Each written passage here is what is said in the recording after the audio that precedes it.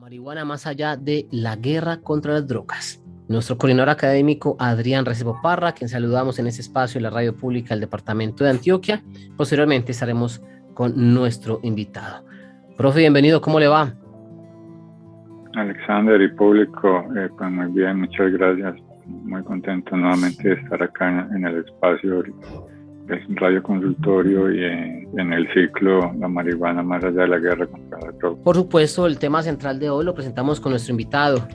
Él ya está en contacto con nosotros y lo presentamos a esta hora. A propósito, para contarle a nuestros oyentes que estén atentos y atentas al desarrollo de lo que tendremos durante el desarrollo de este espacio durante toda la presente temporada. Profe Adrián, y antes de ingresar en las temáticas que tendremos para hoy, saludamos a nuestro invitado David Ponce Patiño, psicólogo y activista de la comunidad canábica colombiana, con quien abordaremos este espacio de hoy. Profesor David, un placer contar con usted en este espacio de la emisora cultural. ¿Cómo le va? Muy bien, buenas tardes para todo el equipo de trabajo de la emisora, para el profesor Adrián y para todos los a esta hora y posteriormente con el pregrabado con la emisora de la Universidad de Antioquia.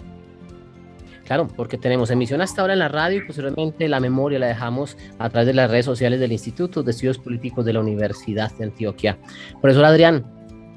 ¿cuáles serán los temas centrales de esta conversación con el profesor David Ponce Patiño? Sí, pues la idea de la conversación en esta tarde, digámoslo, son como tres grandes momentos para que los desarrollemos en estos minutos. Justamente como el título del ciclo radial es más allá, la marihuana más allá de la guerra contra las drogas, pues David, la idea sería que en un primer momento hablemos que ha sido ser consumidor de marihuana justamente en un contexto de guerra contra las drogas. Luego de hablar de eso, que yo creo que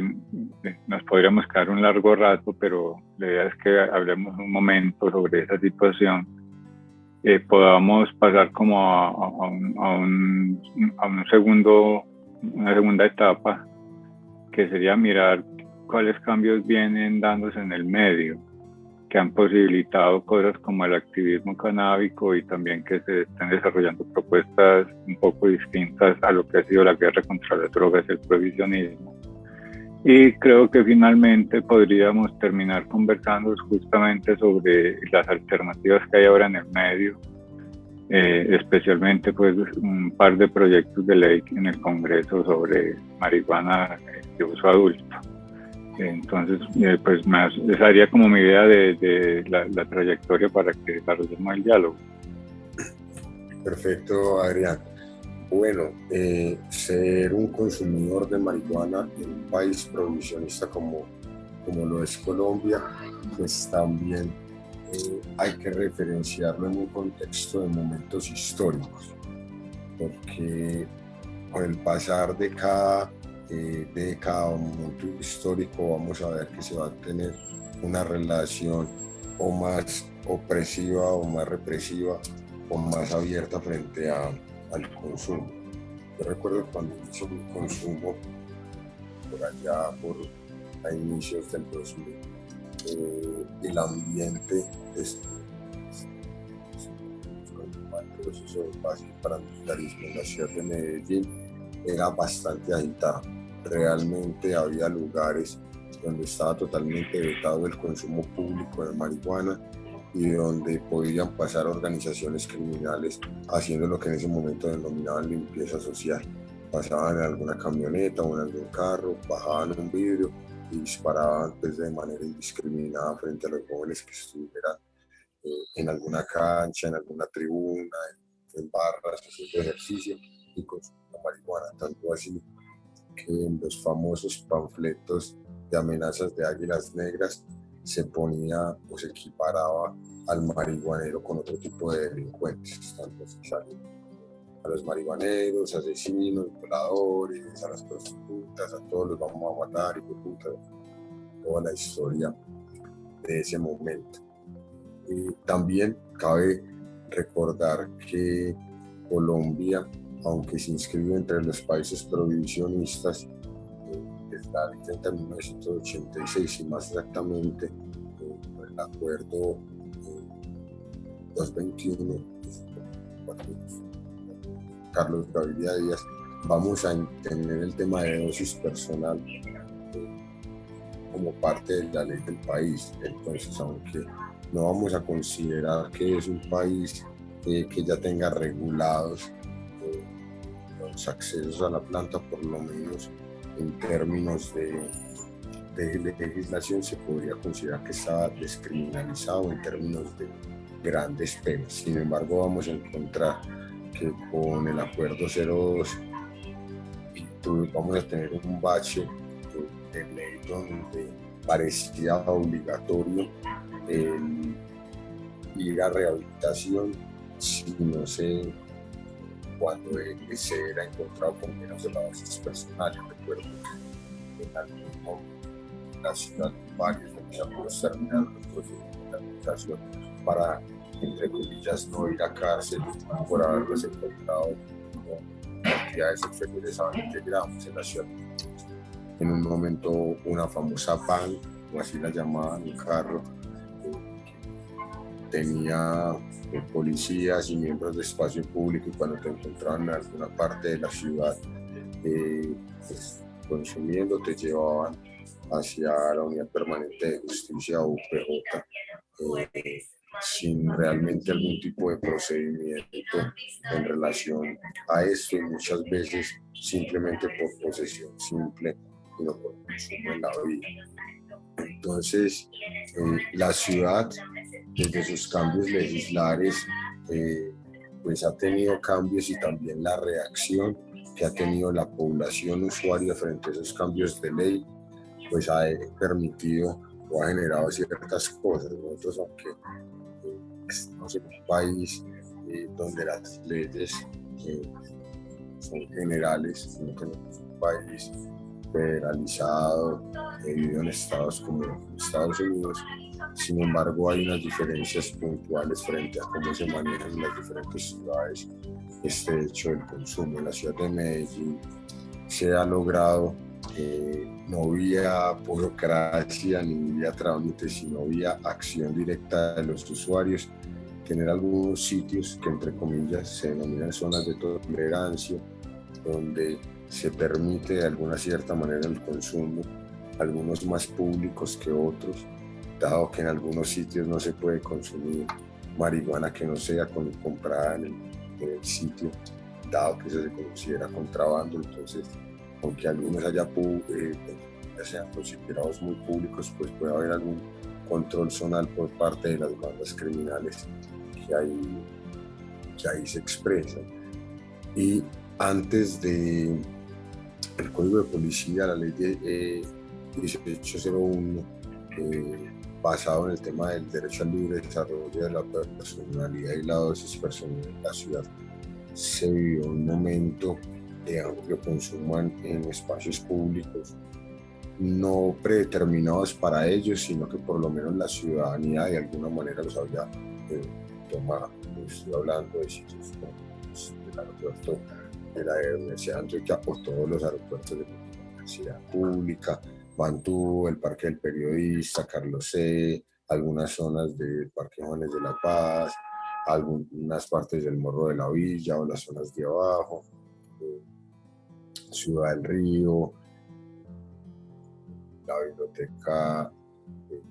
de Guayabal, fuera de Barrio de Antioquia, el puente de la 4 Sur, que empiezan a ser sitios de reunión de usuarios donde, aunque los usuarios están ahí congregados, no llega la policía realmente a intervenir, aunque sea por medio de este tema de las multas. Después de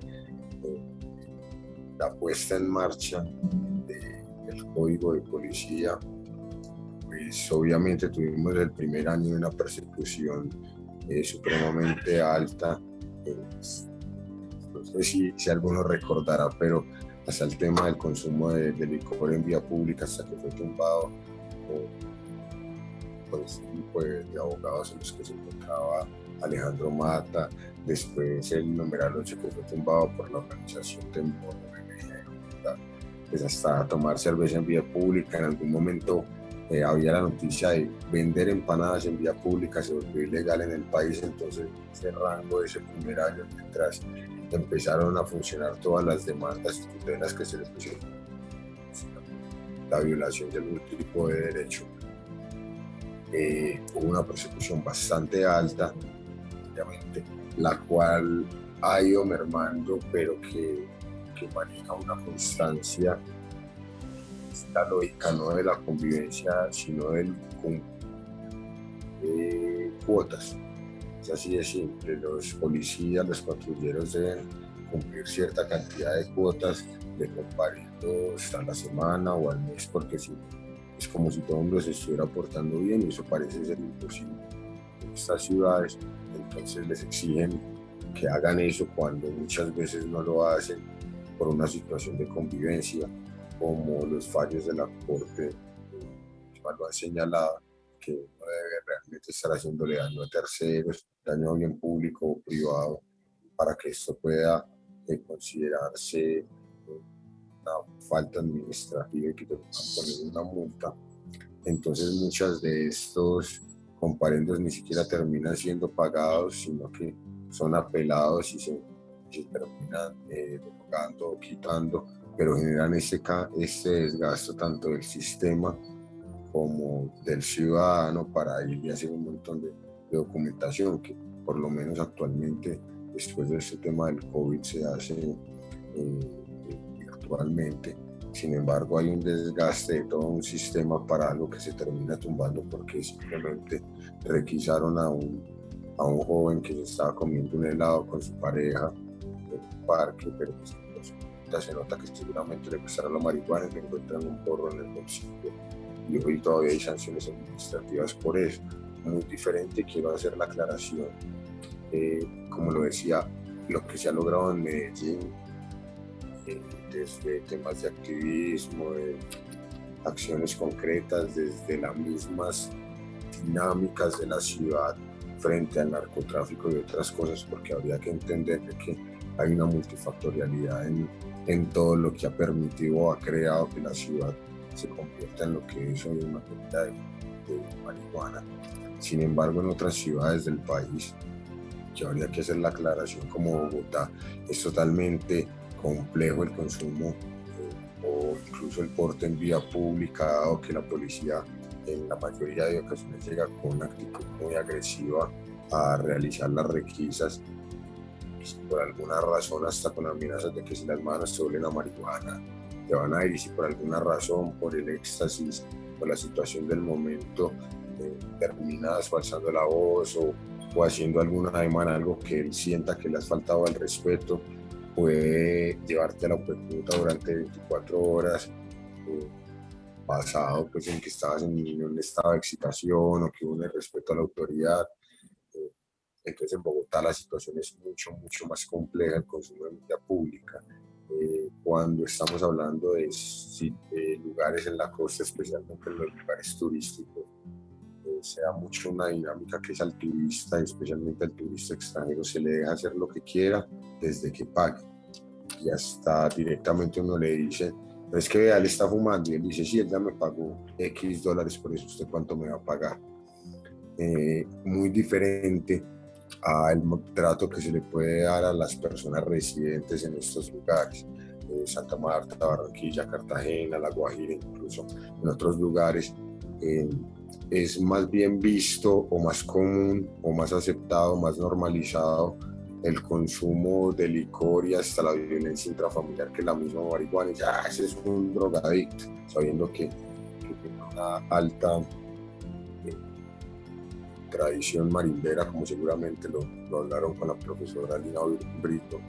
en su libro. Entonces vemos que, digamos, el consumo, que hay una tradición de cultivo en estas zonas, el tema del consumo realmente es muy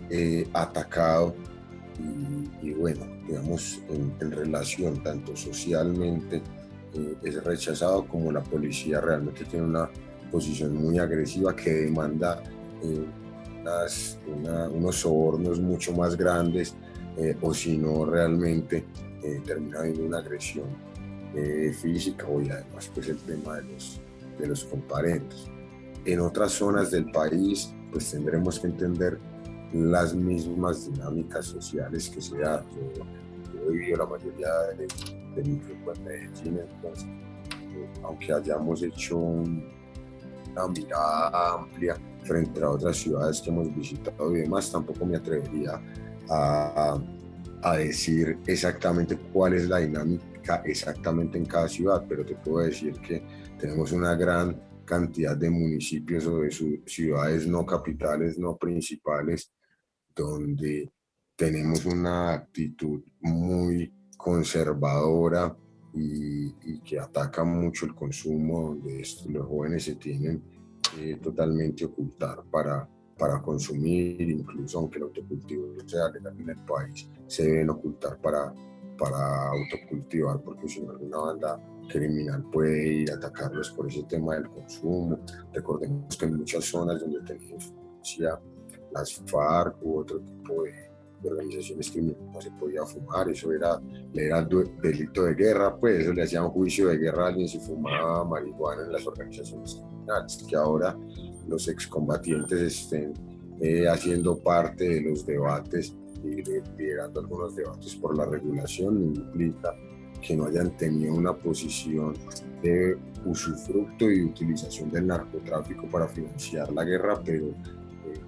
de rechazo total frente al consumo. Gaby, con respecto a eso, disculpa, te interrumpo, es porque mira que en uno de los programas hemos invitado a Estefanía Ciro de la Comisión de la Verdad y ella hizo un informe justamente sobre cómo la guerra política tradicional de este país, guerrilla, ejército, paramilitares, en fin, al cruzarse con la guerra contra las drogas, los narcos y lo que tú señalas, eso hizo mucho más difícil la situación para los consumidores, al punto de que ella habla de que finalmente se volvieron objetivos militares, ¿sí? Y por ejemplo, porque muchos de estos grupos, para ganar cierta aceptación en la población a la que llegaban, tenían, como tú decías ahora, esa práctica de eliminar al marihuanero, a la puta, en fin. Entonces, ese informe en la comisión es muy llamativo porque, sabes, también lleva al extremo, porque lo que tú señalas ahora, el comparendo, claro que es un asunto que sigue siendo delicado, pero este es un país donde se ha aplicado la pena de muerte al consumidor y en el caso del informe en la comisión hablan de los grupos de limpieza social o la práctica de la limpieza social, como lo que ellos llaman un asesinato, crímenes por discriminación, aunque ellos están todavía pues en un llamado que hay que pensar mucho mejor cómo denominar esa práctica. Pero lo cierto es que en este país sí hemos tenido, y tú ahorita lo narrabas, prácticas de ese tipo, ¿cierto? De grupos de limpieza o prácticas de limpieza. Mirando ese contexto tan dramático como lo presenta la comisión, yo te iba a preguntar, ¿tú qué consideras que hay en el medio, qué elementos juegan en el medio para que hayan padres de familia, gente de barrio que considere que sí, que en efecto, que es asesinando a un consumidor que logra acabarse con la droga, con el drogadicto? ¿Qué es lo que juega en el medio local o nacional para que haya en efecto cierta legitimación de esas prácticas? Realmente tenemos que mirar que jugarían muchos factores, una multiplicidad de factores siempre, pero hay cosas importantes como el uso de los medios de comunicación en la guerra contra las drogas es fundamental, y cómo realmente se ha llevado una narrativa constantemente sobre la degradación social o el daño social que puede hacer la droga, y todo esto puesto sobre el consumidor. Está desde las mismas campañas, los medios o la narrativa de cómo se ha expresado en radio, en televisión, inclusive pues en prensa o medios escritos, se pone la carga frente al usuario. Es increíble, insisto, seguramente lo hablaron con la doctora Lina, pero cómo el tráfico de droga en los 60 y los 70 genera esta nueva ola de nuevos ricos traficantes denominados los marimberos, pero los marimberos no fumaban marihuana, los marimberos traficaban marihuana, pero en la narrativa de cómo se estaban dando las cosas en la ciudad, los muertos que estaba teniendo la costa y todo eso, cómo llega a las ciudades, cuando llega ese discurso y cómo llega, pues empieces a entender qué es los marihuaneros. Seguramente la gente entendía que el marimbero no era el que fumaba, sino el que traficaba, pero empiezan a juntar las cosas de una manera donde ya el delincuente se convierte en el usuario. Y vamos a mirar cómo también cierto tipo de prácticas durante ese inicio de la época marimbera, y que por ahí en los 80 creían que se iba a acabar, pero lo que empezó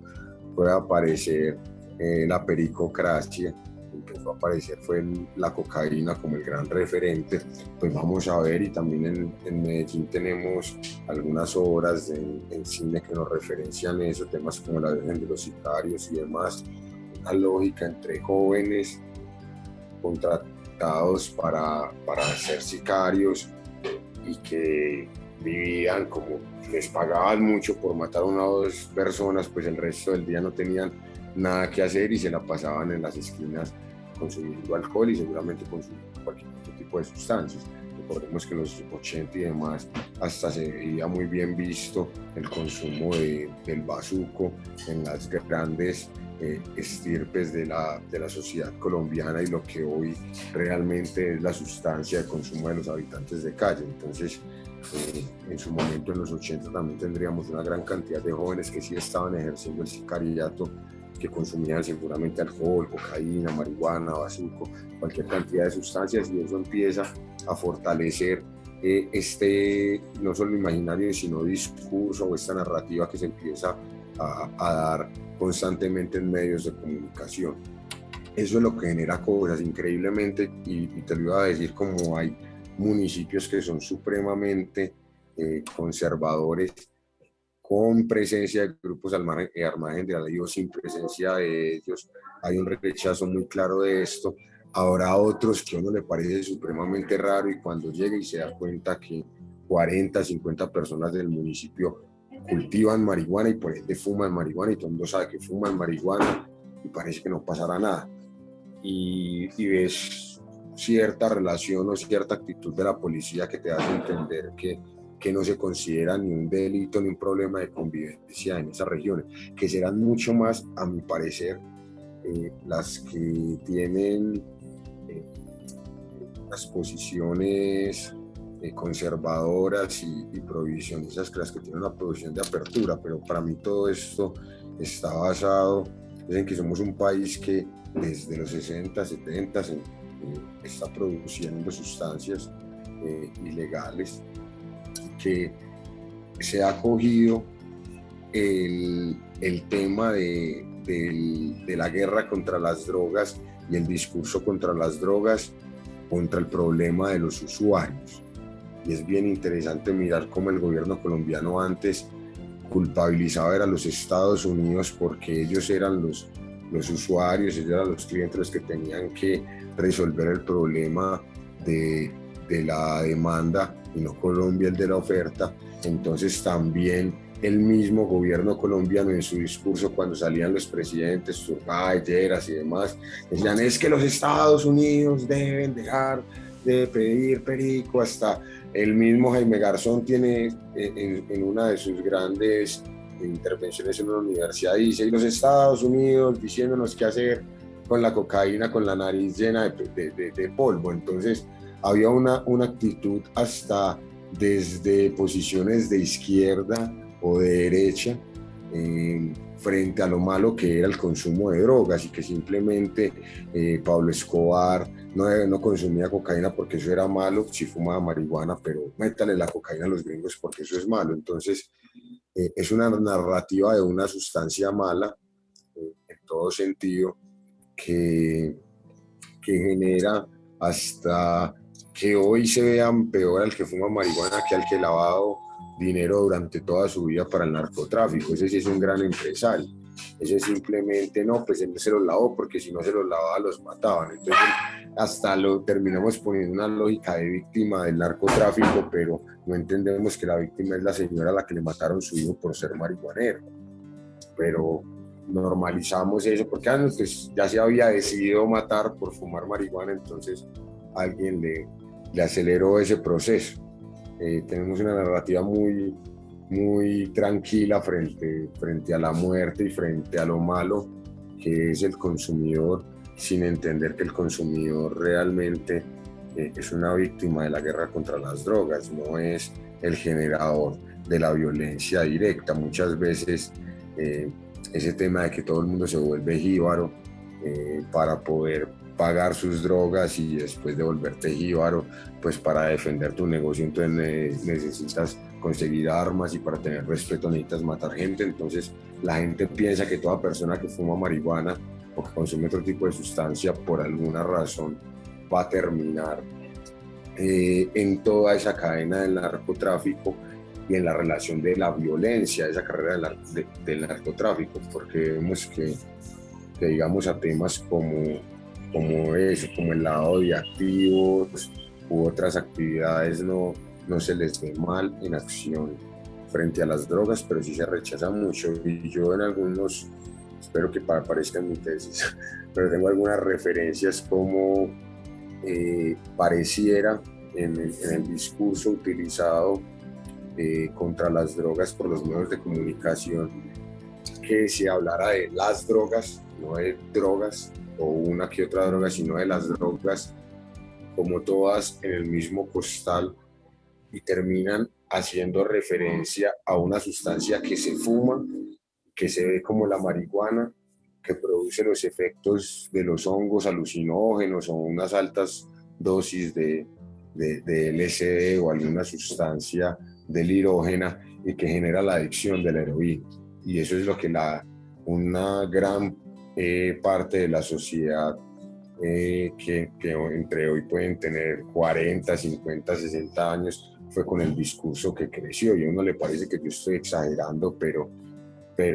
como reacciona mi madre cuando al principio, cuando nosotros fumamos marihuana, ella pensando, venga, yo quiero probar eso, a ver ustedes qué ven y se enloquecen y no sé qué. Y ya después también ese discurso, no, vea, usted va a terminar en la calle, veas que las sustancias, a uno nota que no hacen referencia a ninguna sustancia específica, sino a un mito generado en relación a las drogas, no a una droga o a otra droga, sino a las drogas. Y muchas veces, obviamente, por las características de poca discreción de la marihuana, porque es una hierba, porque hay que fumarla, entonces bota humo y huele, y ese olor se te impregna durante cierto tiempo, pues termina siendo la que más fácil se puede señalar o a la que se le puede descargar un montón de responsabilidades cuando no vemos, digamos, tal persecución por el tema del consumo de cocaína y hasta la normalización de este mismo consumo en los grandes juglares vallenatos del país y en otro tipo de referentes. Y es como algo como, tiene un problema, ojalá que lo resuelva, tan normal, pero se vuelve una cosa mucho más de lo privado, hasta su consumo. Entonces, como es más discreto, se hace parte más de lo privado. Creo que aparte de algunos artistas musicales y raperos, es poco lo que uno pueda ver de decir que una mesa llena de platos de cocaína o de bazuco, como se daba en los 80 con el tema de Pablo Escobar. Ahora estamos más en mesas llenas de marihuana seguramente, pero un consumo de otras sustancias más discreto, más oculto. Y es por eso, por esos mismos detalles que socialmente, creería yo, insisto, todo depende de múltiples factores, y yo estoy hablando por la experiencia de Medellín. Seguramente en otras ciudades, porque hubo un narco muy grande y ese narco mató a yo no sé quién o puso una bomba o algo así, entonces ya hay una referencia mala frente a la marihuana. Seguramente en muchos pueblos de La Guajira o de Barranquilla la relación negativa con la marihuana estará que algún tío mío murió porque porque un marimbero lo mató porque estaba caminando borracho, aunque no tenía nada que ver con el asunto de la marihuana, porque así hay muchas historias que jugaban tiro al blanco con los seres humanos. Entonces también, aparte de todo lo que el discurso prohibicionista estatal, oficial e incluso en medios de comunicación se estaba dando, pues las realidades de cada escenario social pues habrán generado o mayor o menor rechazo a muchas prácticas. En Medellín, alguna vez lo dijimos, todo el mundo tiene algún familiar, a primo, vecino, amigo, que fuma marihuana y que no es mala persona. Y eso tocó mostrarlo durante mucho tiempo para que se normalizara y todo el mundo dijera, sí, es que aquí cualquiera fuma marihuana y no por eso está vendiendo, no por eso es un narco, no por eso es un desechable.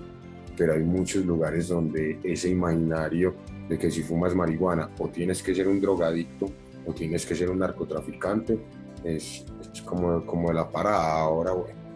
la marihuana tiene momentos históricos diferentes de otras sustancias y ahora o estás enfermo o es un artista famoso porque, bueno, salir en videos con drogas en países donde es legal no es problema, es como salir con armas en lugares donde es legal las armas. En los lugares donde no es ilegal nos sorprendemos con ese tipo de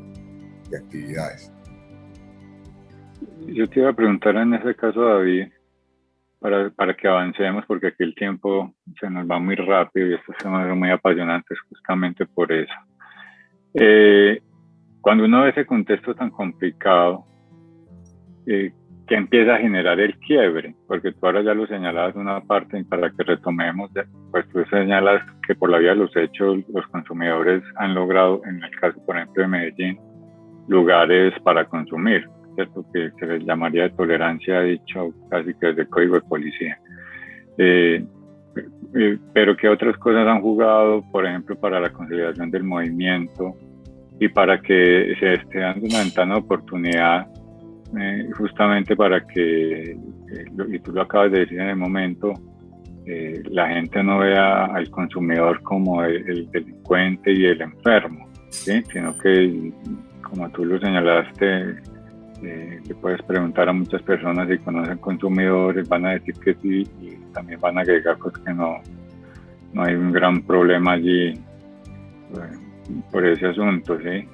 Entonces, como qué cosas han jugado en estos años para que tengamos marcha, para que tengamos gente, como decíamos, algunos saliendo del closet canábico, que ha jugado para enfrentar esa violencia, porque es que esa violencia que todavía pervive, como tú señalas, pues sigue jugando su papel. Mira, varias cosas. Los fallos de la Corte Suprema de Justicia, de la Corte Constitucional, del Consejo de Estado han hecho una parte bien importante siempre en esto, porque le han devuelto los derechos a los ciudadanos, en este caso derecho al libre desarrollo de la personalidad, derecho a la libre movilidad, al disfrute de espacios públicos, derecho a la propiedad privada en el caso del autocultivo, en fin. Entonces yo creo que estos fallos siempre han sido de gran ayuda, o sea, no podemos negar que también ese tema combinado, digamos, con una actualidad de redes sociales, hasta amarillismo mediático y demás, ha generado que mucha desinformación llegue a muchas personas cuando antes no llegaba. Y cuando antes no llegaba me refiero a que la ley es de la ley 30 de 1986. Lo que hizo el cambio y el quiebre real en esta ciudad, vamos a llevarlo a 1971, el Festival Ancón, con el que se le quitó la virginidad a la ciudad de Medellín de nuestro hermano Carolo, que ya falleció hace más de un año, y que también le da cabida a nuestro gran activista Juan Mes Ortiz, que por allá el 9 de diciembre del año 2007 hace la primera marcha de la marihuana, no con muchos marihuaneros, sí con mucha policía, pero con una idea clara de cuál iba a ser la ruta, las consignas y la lucha que se iba a venir durante estos años. Ese tipo de acciones podrían llamarse individuales, seguramente no son individuales porque no son solos ellos, son uno o dos amigos, lo hicieron ellos, pero enmarcada en estos dos grandes personajes, nos da una línea de trabajo, nos da una guía, nos da unas ganas, y ya de ahí,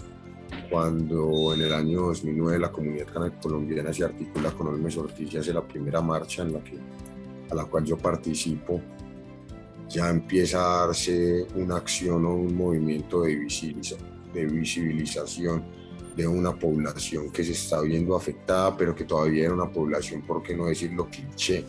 Si tú vas a ver una marcha, el video de la Marcha Mundial de la Marihuana del año 2009, entonces vas a ver un montón de jóvenes, un montón de raperos, un montón de universitarios de universidades públicas, un ambiente muy de que sabíamos que la mitad de la ciudad, no exagero, pero que sabíamos que una gran parte de la ciudad consume marihuana, pero que solo estábamos saliendo a manifestarlo un grupo pequeño de la población. Es ahí donde ya nos articulamos con el equipo de la comunidad canábica colombiana, y que pensaría yo que el punto de quiebre es eso, cuando se decide que la lucha canábica no se puede reducir solo a un día del año, no solo al primer sábado del mes de mayo, que siempre es la Marcha Mundial de la Marihuana, sino que debíamos tener acciones continuas durante todo el año, porque hasta los mismos marihuaneros nos dieron: es que ustedes como que no existieran, solo aparecen hoy, ¿qué más hacen? ¿Cómo más se lucha? Y desde el entender eso, que el activismo canábico se da 365 días en el año, no solo en la marcha. En la marcha, más que hacer acciones formativas, se manifiesta toda la cultura canábica que se ha creado durante los años anteriores. Se empezaron a hacer acciones, y el poder llevarle, yo siempre me acuerdo de eso, sacar folletos con la legislación y llevárselo a los usuarios a sus lugares de consumo, entregarles un texto, compartirles una semilla, que llevamos muchos años haciéndolo,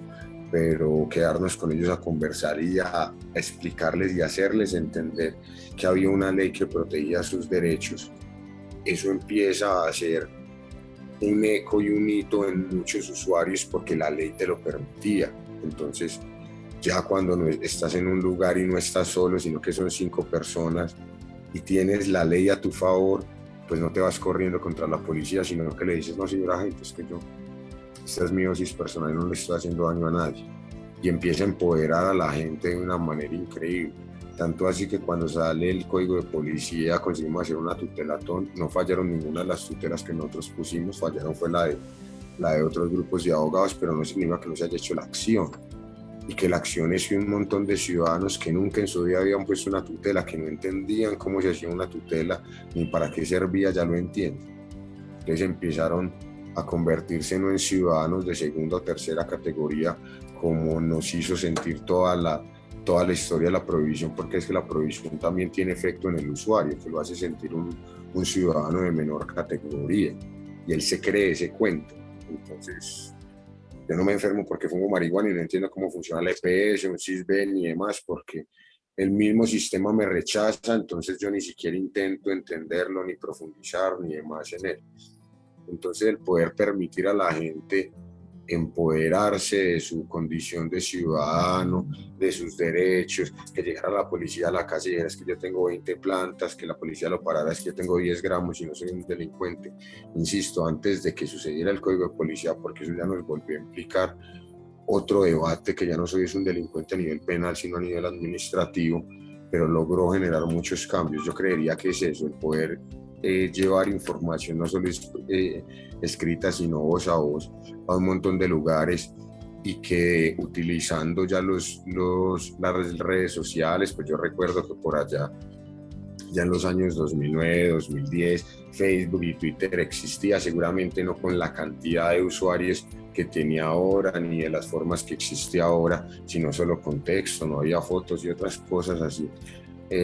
Pero ya existían estas formas de intentar difundir, y nosotros realmente hicimos uso desde un inicio de estos medios de difusión, y un montón de gente se nos empezó a ver a nivel país, porque si vamos a recordar, fue hasta el año 2011 que otra ciudad en Colombia hizo una marcha de la marihuana. Nosotros tuvimos dos años anteriores sin que nadie hiciera una marcha de la marihuana en el país, aunque en Medellín se hacía, y se hacía con gran volumen de gente, pero realmente no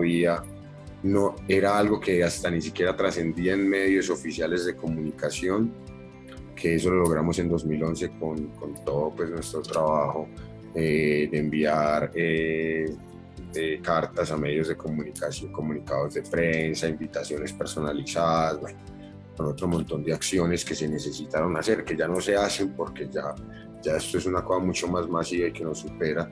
pero que se hicieron, y eso logró despertar mucho de ese activismo canábico que vemos en el país, logró que muchas personas nos escribieran y nos pidieran los documentos para poder pedir un permiso para la marcha, y ahí fue explicar a la gente: usted no tiene que pedir un permiso, sino que tiene que notificar que va a ser una movilización y no se la pueden negar si es una movilización pacífica, porque usted tiene derecho a la reunión. O sea, un montón de cosas que es ilógico. O sea, yo no necesito permiso para marchar, yo tengo derechos, pero como soy marihuanero, creo que me tienen que dar permiso. Entonces, borrarle esos mitos a un montón de marihuaneros y marihuaneras de a pie que están en otros lugares del país, que ya cultivaban marihuana o que tenían un parchecito de 5 o 10 amigos con los que se sentaban en una esquina a fumar marihuana y a hablar de legalización o hablar de cualquier tema de interés entre marihuaneros. Pues les enviamos estos documentos, logramos conseguir con muchos de ellos, muchos amigos, con regalos, préstamos arriba, abajo, recursos para que Olmes pudiera viajar a diferentes partes del país, y él ahí también sembrar esa semilla del activismo, no solo desde una acción directa política, como lo es la Marcha Mundial de la Marihuana, sino desde otro tipo de elementos o acciones en torno a la reunión y a la unión de usuarios. Para nosotros hoy sigue siendo una de nuestras campañas base o líderes el regalar semillas para la que la gente autocultive en un país donde es legal tener hasta 20 plantas, pero por la facilidad del acceso, los bajos precios y la misma dificultad del cultivo en cannabis, hay muchas personas que hoy fuman marihuana pero que no cultivan marihuana teniendo la posibilidad de hacerlo. No significa que todo el mundo que fuma marihuana tenga que cultivarla. Yo como tomate, aguacate y no tengo cultivos de tomate y aguacate. Yo creo en que hay que reivindicar el trabajo de los campesinos, los jardineros y los productores. Sin embargo, han habido muchas acciones que han permitido, como nosotros lo decimos, despertar la curiosidad en los usuarios. Uno no les puede ofrecer toda la información que sabe, o no siempre hemos tenido la misma información. Hay cosas de las cuales yo carezco, y no solo yo, sino mucha gente del equipo, pero por lo menos las personas ya tienen un gusto por la marihuana, pero uno con una semilla, con algo de información, con una charla, despierta la curiosidad de esas personas en conocer más, en adentrarse más, y ese despertar curiosidad es despertar ese potencial que puede tener el otro por su misma pasión y amor que tiene por la marihuana como puedo tener yo. Creo que ha permitido crecer la cultura. O sea, alguien que vos le regalas una semilla luego termina siendo mejor cultivador que vos. Alguien que le regalas una semilla termina, dice: yo ya no cultivo porque no me fue bien, pero con las 2 o 3 plantas me gustó mucho y soy diseñador y ya sé diseños canábicos. Alguien que se le regaló una semilla, luego se empeliculó, consiguió algo de dinero y con eso montó un grow shop o un smoke shop. Entonces, nuestra labor, o no solo darle una semilla, con que nos escuchó en una charla, nos escuchó en el programa de la Universidad de Antioquia, nos escuchó en algún medio de comunicación donde nos hayan entrevistado, y eso los ha hecho sentir que no están solos, que hay otros marihuaneros y marihuaneras en el mundo como ellos, que no son ni drogadictos ni delincuentes por fumar, que quieren salir adelante, que quieren conocer más la planta, que quieren liberar totalmente a sus usuarios y la planta. Entonces eso ha hecho que la dinámica se preste para que hoy se esté hablando de cannabis medicinal primeramente. O sea, aquí nadie habla de cannabis medicinal. Todo el mundo metió plata para el cannabis medicinal pensando que iba a vender marihuana, no que iba a vender cannabis medicinal. Pensó que iban a ser como en los estados de Estados Unidos. Esa es la realidad. Ellos no conocían enfermos, no conocían pacientes de cáncer, ni de SIDA, ni esclerosis múltiple, ni epilepsia, porque no tenían las asociaciones de pacientes, no les interesaban los pacientes, querían vender marihuana. Entonces, ¿eso por qué pasó? Porque había un montón de marihuaneros que ya somos dignos y ya habíamos dado cara frente a eso. Ya lo otro que empiece a suceder ya será otra vez un problema de medios de comunicación, donde realmente lo que hacen es inflar la bomba, realmente generar una burbuja basado en un montón de información de la cual no tienen ningún conocimiento, en análisis mediocres de artículos de Forbes, de la revista Dinero y de cualquier otro medio internacional de comunicación sobre inversiones, y fue una oleada de avivatos intentándose volver ricos con marihuana, los cuales hoy más de la mitad están quebrados. Pues, y me atrevo a decirlo porque soy asesor de empresas de cannabis medicinal en el país, y sabemos que el gobierno, entre licencias de cultivo, transformación y demás, entregó más de 2.500 licencias, y hoy de esas 2.000, 1.500 empresas, habrá 300 funcionales, y de ellas todas tienen saldo en rojo, a menos de que hayan invertido poco, a menos de que estén lavando activos, alguna cosa así. Pues así honestos soy. Realmente hoy tenemos una industria fracasada en términos de flujo de caja, porque no tenemos venta, porque solo querían vender cosméticos, porque no querían permitir hacer publicidad, porque se pusieron un montón de restricciones, porque lo que se quiere no es liberar una planta buena quitándole el dinero a los narcotraficantes, sino liberar una planta mala y quitarle el dinero a los malos para hacerlo a los buenos. Y hoy en los debates del gobierno, si me permites pues entrar en ese último espacio que habías propuesto para la conversación, eso es lo que se nota. Hoy Reyes Curi sube un video sobre por qué apoya la legalización y simplemente habla de plata. Y dice, nos hemos gastado tanta plata en esto, en cultivos, y no ha pasado nada. Nos gastamos tanta plata con presos y no pasa nada. Y hay otros países que están generando tanta plata con impuestos y le han quitado tanta plata al narcotraficante, y ahí nosotros digamos, ahí nadie está diciendo y los derechos de los usuarios. Y eso nos pasó con el cannabis medicinal, que llevaron a los usuarios, llevaron a niños enfermos, porque eso se llama una utilización de personas, y eso deberíamos hablarlo desde la ética. Se llevaron a niños pequeños enfermos al Congreso para poner videos y poner a llorar a todo el mundo, y llevar desde la mayor sensibilidad del mundo el hecho de que teníamos que liberar el cannabis medicinal, primero para los pacientes y segundo para una industria que podría ser rentable en el país y generar nuevos impuestos y puestos de trabajo dignos. Y después de que se aprobó la ley, todos los decretos y sus resoluciones solo se han interesado en las grandes industrias y han olvidado totalmente al paciente, a tal punto que realmente lo último que hizo el gobierno saliente fue imposibilitarle el acceso a las fórmulas magistrales a más de 25.000 pacientes que ya hoy estaban inscritos, por lo menos desde las lógicas del plan obligatorio de salud, para darles cannabis medicinal. La mayoría de pacientes que yo conozco que trabajan con cannabis medicinal lo consiguen con fundaciones, asociaciones de pacientes y colectivos de pacientes que producen en un área gris con diferentes autocultivos sus aceites, y algunos los venden y otros los distribuyen de manera gratuita. Pero hoy no vemos a personas con el CISBEN, que el plan obligatorio de salud y que sus EPS les estén entregando el cannabis medicinal que requieren. Pero sí vimos que son felices diciendo que han entrado empresas, inversiones por más de 200 a 500 millones de dólares en el país durante los últimos años frente a eso. Entonces sucederá lo mismo. Aquí a nadie le interesa el usuario, se nota cuando uno los escucha hablar, a nadie le interesa el usuario. Todavía de manera increíble en el proyecto de ley, su último artículo dice que va a quedar vigente la ley 1801, que es el Código de Policía. O sea, pretenden legalizar la marihuana, pero que a mí la policía me pueda poner una multa de $1.000.000 por tener un porro en un parque. Me parece lo más ridículo del mundo, y lo digo así de manera directa, es ridículo. Justamente entrando en esa línea que planteas, David, porque el tiempo ya se nos está acabando lo poquito que nos queda. En efecto, porque está bien las críticas que tú señalas, pero quería primero también señalar que es muy interesante que en esa trayectoria de la guerra contra las drogas en este país llegue a un escenario como el Congreso ya proyectos que intentan más o menos apartarse, y eso hay que ponerle comillas porque No necesariamente la legalización de la marihuana significa que se acabe la guerra contra las drogas, pero sí intenta como tener un trato distinto. Ahora hay dos proyectos andando en el Congreso, el uno que apunta a la reforma del artículo 49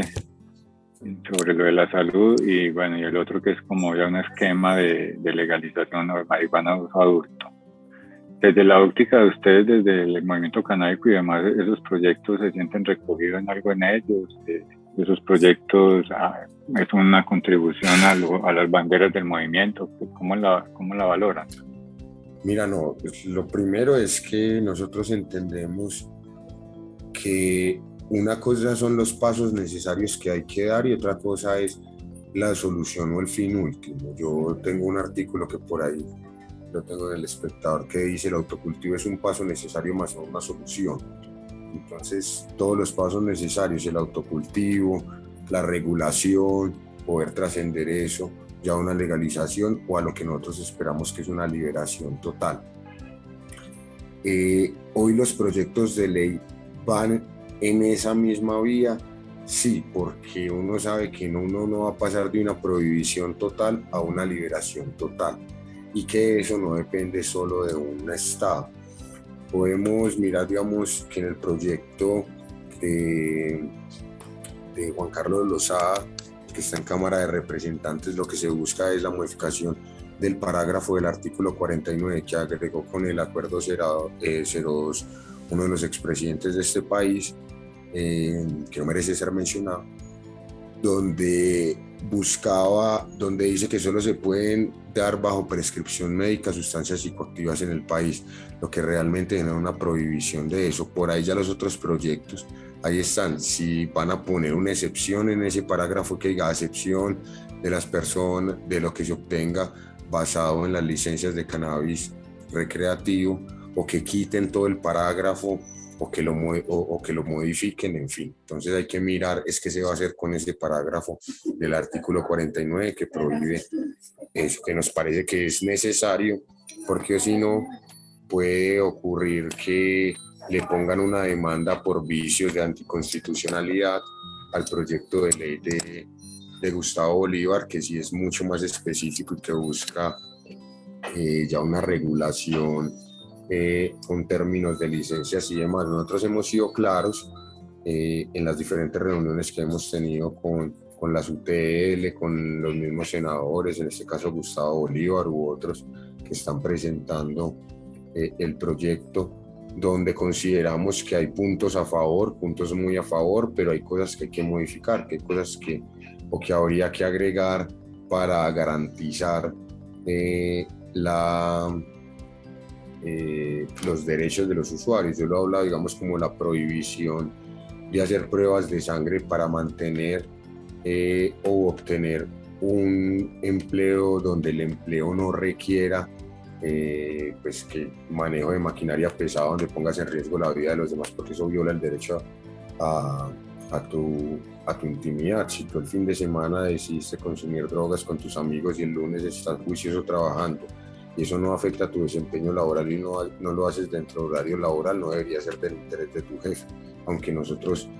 somos de los que salimos del closet psicoactivo y metemos las plantas, entonces nosotros salimos del indoor. No necesariamente todo el mundo tiene que salir del indoor. Si usted quiere ser un marihuanero de closet, tiene derecho a ser marihuanero de closet. Temas como que se estudien, que nos den la posibilidad, yo no digo que a todo el mundo porque sí, sino que a todo el mundo le den la posibilidad que presenten donde un juez competente, cada uno con su abogado, sus casos donde sean única y exclusivamente por marihuana y no tengan delitos conexos o delitos relacionados. Lo decía Olmes Ortiz: si yo robo y tengo marihuana, que me metan a la cárcel porque robé, no porque tenía 100 gramos de marihuana en el bolsillo. Entonces las personas que realmente tengan 100, 200, 1 kilo, 2 kilos, cultivos de 2.000, 5.000 plantas, pero solo sea por marihuana, que realmente los saquen de la cárcel y que a las personas que tienen antecedentes por ello se les podamos quitar, porque nos parece totalmente injusto que ahora les vayan a dar licencias a cualquier canadiense o cualquier extranjero aquí con millones de dólares para poner 50 hectáreas, pero que todavía tengamos en la cárcel a campesinos o indígenas porque tenían 2.000 y 5.000 plantas, sí, ellos querían vender, pero alguien va ahora a hacer plata con eso. También tenemos, es que este vendía chocolates de marihuana, pero ahora vamos a tener un montón de tiendas donde venden chocolates de marihuana como si nada. Entonces, donde yo estoy restituyendo y reivindicando los derechos de los usuarios y de los productores tradicionales, que son los eslabones más débiles de la cadena del narcotráfico. Y realmente lo que hago es revictimizarlos, porque mientras que yo estoy en la cárcel, privado de mi libertad y pasando maluco, pues hay otra persona que con mis mismas condiciones pues está volviendo rico.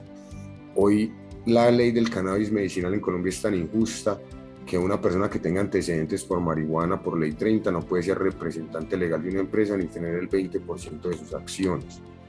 Entonces, eso donde deja al campesino que le están diciendo que tiene que la idea es que sustituya los cultivos, y él una vez en su vida lo capturaron con 1.000 plantas, entonces ya tiene antecedentes por ley 30, entonces ya no puede ser dueño ni representante legal de su propia empresa. Entonces, ¿cómo quieren que él siga cultivando ya marihuana de manera legal si realmente ni siquiera le dan la oportunidad ni de legislar? O sea, es una falta total de respeto. Yo en eso soy muy claro, que dejemos que las legislaciones del país las vengan a hacer multinacionales con intereses marcadamente monopolizadores, intentando imposibilitar que haya otros actores en el tema del cultivo, como se hizo en el país con el tema del monopolio de las semillas y cerrando la fuente semillera en el año 2018. Pues tenemos un montón de acciones que vemos que no están en pro de la población colombiana, en pro de los usuarios o de los productores tradicionales, sino de grandes capitales que ven de una manera como un potencial económico Colombia, hasta sin tener idea de cómo se maneja el mundo del cannabis. Nosotros vemos muy bien los proyectos de ley porque esto se debe dar, porque sabemos que la liberación total no pasará sin antes una regulación, pero esperamos que esa regulación sí sea más garantista de derechos y no que simplemente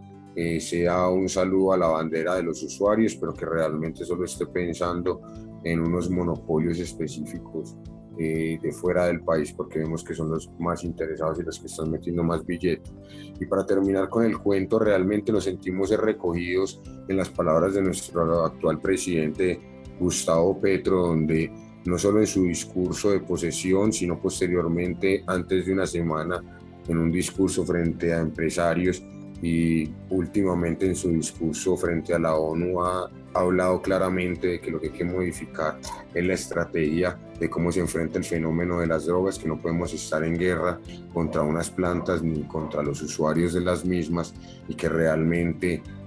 pues son los grandes capitales que venden glifosato, que venden armas y demás los que se han visto beneficiados con la prohibición.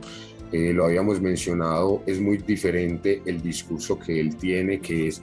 para otros líderes del mundo, para la ONU y otros organismos de control, que el que maneja su partido político, que es el Pacto Histórico dentro del país, con el proyecto de ley de Gustavo Bolívar, que obviamente es mucho más restrictivo y busca un tema también de licencia. Recordemos que Petro lo dijo de manera clara, que ¿por qué no podía ser como el maíz y yo poderla consumir o cultivar para consumo propio, o vendérsela a un vecino o a un almacén de cadena o exportarle? Que yo lo que debería tener en cuenta es los requerimientos que cada uno de estos destinos o de estos posibles clientes me pidiera. Si Francia o Rusia me pide X o Y cosa para comprar marihuana, pues yo le doy, me certifico ahí o hago esto o aquello, pero que pudiera ser así de libre como el maíz, que mucha gente se asustó y dijo, no, ¿cómo así? Entonces ya mi licencia no vale nada. No, y es claro, que la realidad era que las licencias no deberían valer nada y que esto fuera libre, pero eso no lo puede hacer Colombia si no se saca la marihuana de las listas de control de la Convención Única de Estupefacientes. Colombia tampoco podría hacer una legislación en torno a los usos medicinales o industriales de los derivados de la hoja de coca, incluyendo la cocaína, si no se saca de lista 1 de mayor control a la cocaína. Entonces vemos que el discurso en el cual nosotros nos recogemos, que es de liberación total de la planta de cannabis, está más bien inscrito en el discurso del presidente Gustavo Petro que en el del senador Gustavo Bolívar, que hace las veces de la representación de pacto histórico en el Senado. Sin embargo, estamos apoyando el proyecto de ley. Como te digo, nosotros lo que esperamos es que sean más garantistas y que no se cometan errores que lo que hagan es impedir el desarrollo de la industria, impedir el crecimiento de los pequeños y medianos, y que simplemente generen retrasos en el desarrollo, que quiebre un montón de gente y que al final solo queden 2 o 3 grandes capitales que tienen la posibilidad de estar 4 o 5 años pagando arriendos, pagando servicios, pagando personal sin vender nada. En cambio tenemos un montón de empresas quebradas porque pues, yo no puedo pagar 2 o 3 años de arrendamiento en una finca si no tengo ningún tipo de producción. Entonces es importante esas cosas. Sí, no, te agradecemos porque el tiempo se nos agotó. Nuevamente darte muchas las gracias por participar del programa y compartir tus reflexiones. Me parece que justamente pones puntos que son el debate y que esperamos seguirlo desarrollando en el ciclo radial con otros invitados. Entonces, nuevamente, a nombre de la emisora y del instituto, pues no, muchas gracias. Bueno, no, gracias a vos, Adrián, por la invitación, a todo el equipo de la emisora cultural de la Universidad de Antioquia, pues por el espacio, y esperemos pues que se siga abriendo el debate y que podamos construir entre todos una legislación de cannabis que le sirva tanto a los usuarios como a los no usuarios y a los colombianos en general, a todos los colombianos, que nos sirva desde impuestos, desde acceso a material bueno, no adulterado y demás, pero que sea garantista de los derechos de los usuarios y no solo de los grandes capitales económicos.